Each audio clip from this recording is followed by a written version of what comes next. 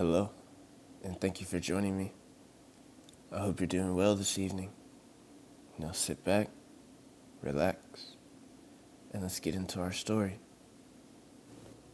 I've always loved the movies.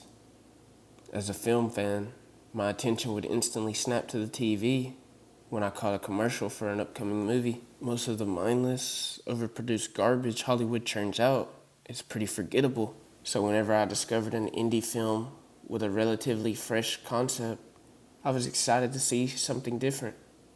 Recently, I caught a commercial for an upcoming limited release thriller called Quiet Room, which I found pretty intriguing. The story features a serial killer with a twisted sense of mortality who picks his victims based on what he feels they add or detract from society, and his killing methods reflect how they've hurt others around them. I've only seen 2 different TV spots for this movie. Both were pretty similar, with just slightly different narration and video. However, one night while watching SportsCenter, I saw a new TV spot for Quiet Room that I'd never seen before, and I found it to be absolutely chilling. It opened with the title in white text on a black background, which it displayed for about 5 seconds. That led to a second screen of similar text, which simply said, "I'm coming," centered on the screen. The text was accompanied by the sound of several people quietly sobbing. Upon looking closer, I could make out about 6 dark silhouettes of people in the background. There were no film clips in this spot, nor was there a "coming soon to theaters" message. I found this to be pretty unsettling, but probably a viral marketing tactic. So I watched some cartoons to settle my mind so I could get to sleep. The next day I ran into my friend Jeff, and we decided to have lunch together. Our conversation eventually led to this bizarre and creepy commercial I saw during SportsCenter. I was shocked to hear that Jeff had also been watching SportsCenter last night, but didn't see the same commercial. Instead, he saw one of the original TV spots. I protested and described it in detail, but he had no clue what I was talking about. Naturally, this left me a little rattled regarding what I saw, but a few days elapsed, and I found myself settling back into my normal routine, which included my daily SportsCenter fix. The disturbing commercial had nearly escaped my mind before I saw it again. It seemed the same as before. However, everything seemed to be intensified. The wailing was louder, and the dark figures were easily recognizable this time. After collecting my thoughts for a few moments, I quickly called Jeff to ask if he had seen it this time, but again he replied no and hung up, probably thinking this was just a prank. My mind started to lose focus, and I began to doubt what I saw and heard. I went to the kitchen and made myself a snack, watched some more cartoons in the living room to help ease my mind, which didn't really help this time, and decided it was time to try to get some sleep. I made my way to my bedroom, and I was strangely able to find sleep quite easily. In the middle of the night, I woke from my sleep. I swore I could hear something odd, but couldn't make it out. The unsettling thoughts of Quiet Room came rushing back into my brain, instantly putting me on edge. I settled down and tried to pinpoint the noise, thinking it was all in my head.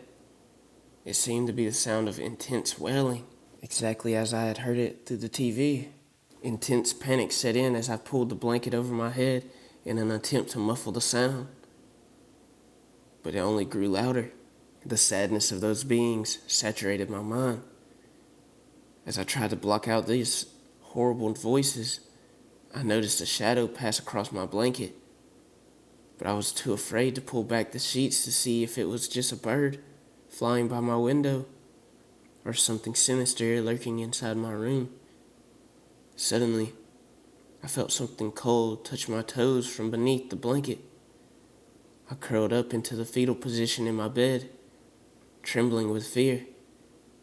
A few moments pass before the blanket is ripped out of my grasp, and I can see what has entered my room. The image of a thick black figure stood at the side of my bed. There were no ears, no nose, or eyes on its head. A wide, grinning mouth was its only defining feature. The urge to scream filled my mind, but nothing escaped my mouth. The creature seemed to soak up the terror I've become saturated with before it cocks its head gently to the side and thrusts a sharp, piercing claw into my chest. I managed to catch one last glimpse of the creature standing over me, as if utterly satisfied before everything went silent and black. I woke up, lying on the floor. I didn't know how much time had passed, but it was still obviously pitch black outside. I grasped my chest, where I was attacked by the creature, and found no wound and no blood. Normally, I would give a sigh of relief since I realized it was simply a nightmare, and I fell out of bed. But all I could feel was dread and intense sadness, the type of heartache you feel the moment you discover a loved one has died. I picked myself up and stumbled to the light switch, but I couldn't find it. The only light coming in was the window. As I examined it, it was far larger than normal and looked otherwise abnormal. As I approached it, I could see words written on it in reverse. It said, "I'm coming." Terror filled my mind as I realized what had happened. As my eyes adjusted to the dark, I turned around to see 6 dark figures circled around me, crying intensely. The sense of sadness I initially felt increased exponentially, and I too began to cry uncontrollably. The light from the window was the only comfort in this horrible place, so I made my way towards the window so I could look out. The only thing I could see was my friend Jeff, sitting on the couch, watching us.